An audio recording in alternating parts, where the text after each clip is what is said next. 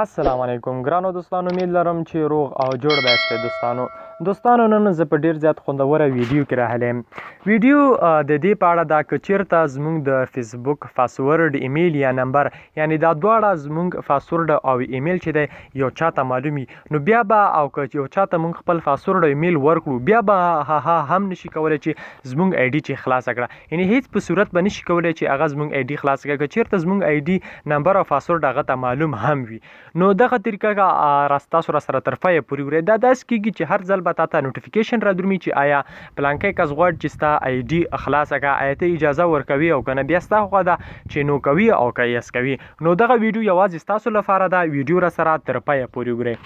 نو دوستانو په لومړیو کې په ډېر زیات په درنښت باندې هیله کوم چې ستاسو په سبسکرایب باندې هیڅ نه کېږي او سبسکرایب ما ته دا وړتیا راکوي چې له دې نه ښایسته ښایسته ویډیوګانې ستاسو ته چمتو کړم. نو په ډېر زیات په درنښت باندې هیله کوم په دې سبسکرایب اپشن چې تاسو وینئ په دې باندې کلیک کړئ او په خوا کې کوم دا د بیل یا د ګیټي نشان راوځي په دې باندې کلیک کړئ او په حال باندې کلیک وکړئ دوستانو که چېرته مو ویډیو لایک کړي نه وي نو مهرباني وکړئ ویډیو لایک کړئ، کله نور ستاسو سره شیر کول غواړئ په دې شیر اپشن باندې کلیک وکړئ. دوستانو را درومو ویډیو شروع کوو.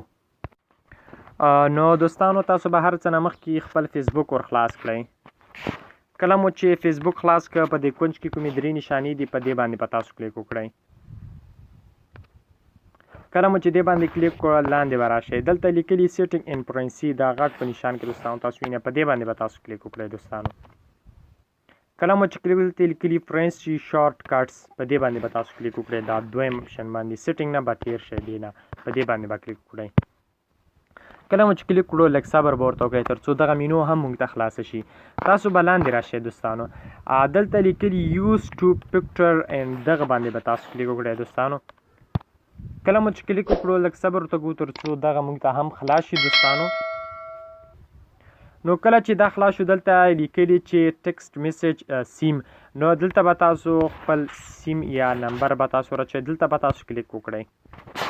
کله مو چې کلیک وکړو لږ صبر به وکړئ، دلته به خپل پاسورډ ور واچوئ. زه خپل پاسورډ ور اچوم. دغه دوستانو ما خپل پاسورډ ور واچو او دا مې کنفرم کړ. دلته به خپل موبایل نمبر ورکړئ، هر یو نمبر چې تاسو ورکوئ. زه نمبر ورکوم 02828 زه به نمبر ورکړم. دغه دی دوستانو ما خپل نمبر ورکړو. نو په کنفرم باندې به کلیک وکړئ. په کنفرم باندې کړو دلته چې دی موږ ته د کمپنۍ لخوا یو کوډ راځي. دوستانو لږ صبر ورته کوو تر څو دغه کوډ موږ او تاسو ته راشي. دوستانو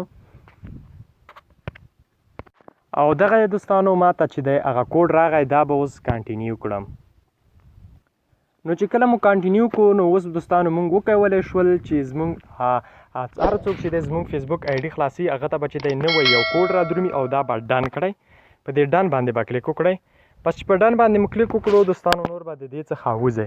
نو دوستانو په دې طریقې سره تاسو وکولی شول که چیرته ستاسو د فېسبوک ایډي نمبر او پاسورډ هر چاته معلومي، هغه به نشي کولی چې ستا ایډي خلاص وي. هر ځل به هغه ته چې دی د MTN کمپنۍ یا هر یو نمبر چې وي له هغه ځای نه به نوی کوډ ورته راځي او هغه کوډ به ورکوي. دغه کوډ په واسطه بیا کولی شي چې دې ته ور داخل شي. نو په دې هیله دوستانو ویډیو مو خوښه شوي، که ویډیو مو خوښه شوي حتما یې در سره لایک او شیر کړئ. میراج خان ټیکنیکل یوټیوب چینل حتما سبسکرایب کړئ. مننه، خوشحاله اوسئ.